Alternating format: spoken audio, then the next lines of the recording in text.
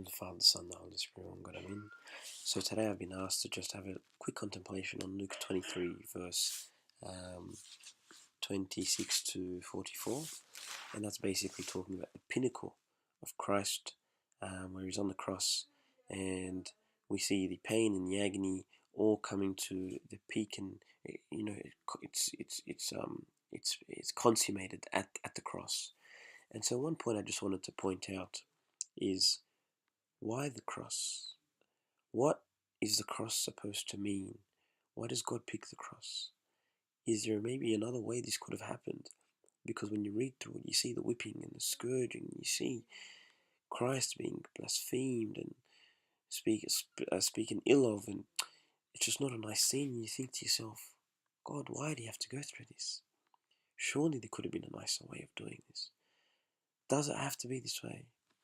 And so, one metropolitan, a bishop, his name is Bishop Callistus, where he's actually a Russian bishop, he says this: the cross signifies in the most stark way that this is an act of sharing, and it's carried to the utmost limits. When Christ is on the cross, he shares in everything that we are, in all our pain, in all our agony, in all our grief, in our suffering, in whenever we've felt down or sad or unhappy. We look and remember that the cross is when Christ has experienced this all. Christ incarnates or takes flesh so he can experience every part of what it means to be human, to the point where we say that death is the one thing that can't be trampled over until God comes. And when Christ is on the cross, even death is filled with God. Everything is filled with God. God feels everything. The pain, the agony. Think of any bad situation and God feels it. God overturns it. God swallows it, consumes it. And he makes it something great in this very mysterious way that we cannot understand. What is this meant to mean to me?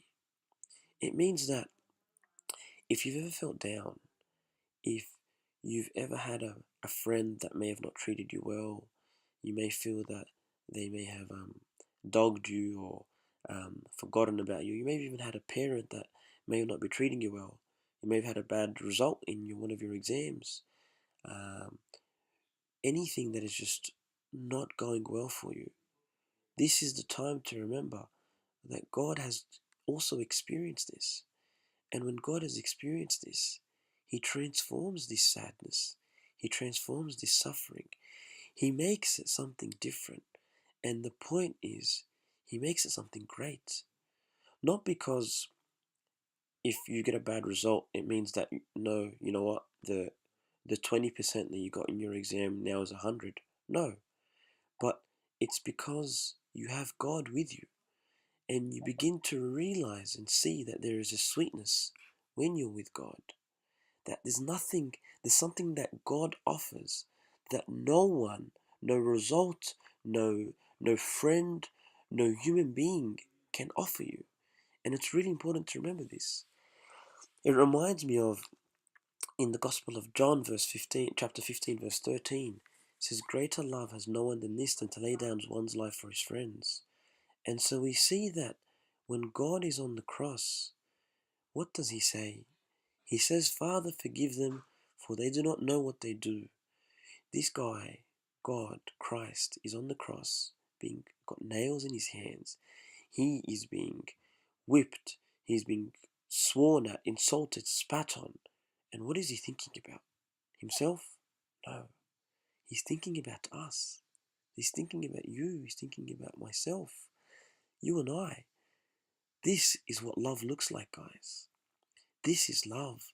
When I stop thinking about myself so much and I think about everyone around me. And so this week, guys, starting from today, if we haven't started already, the goal for us is to think, what can I do to love you, Lord? What can I do? And the answer is to give your life to him. Everything that you are.